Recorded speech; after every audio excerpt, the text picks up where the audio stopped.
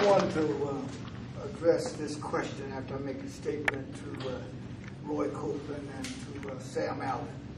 I boarded a plane a couple of weeks ago for Toledo, and I noticed that when I got in line, they told me to take all the change out of my pocket and put it in a tray. They told me to take my wallet that contained my credit cards, my Social Security card, all of the valuables, money, put it in a tray.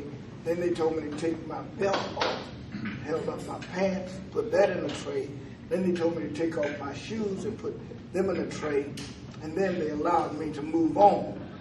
And when I successfully passed through the metal detector, they gave all of my valuables back, and then the man smiled and said, "You may proceed now to the plane."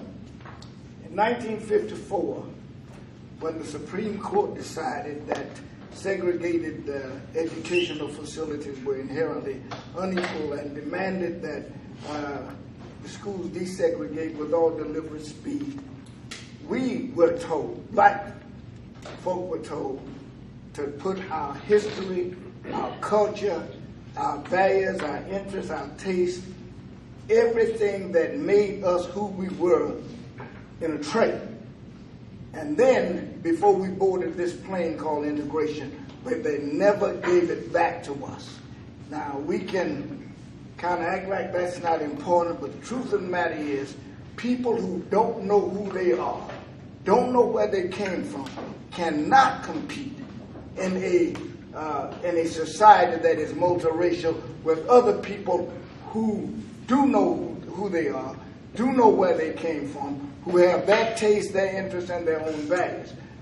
I said all that to ask, why is it that before 1954, when black children went to schools in their neighborhood, were taught by teachers who lived in their neighborhood, who looked like them, who loved them, and who had a relationship with their parents, why is it that those children learn, and they learn a lot better and faster than the kids today, and there was hardly anything called a dropout rate?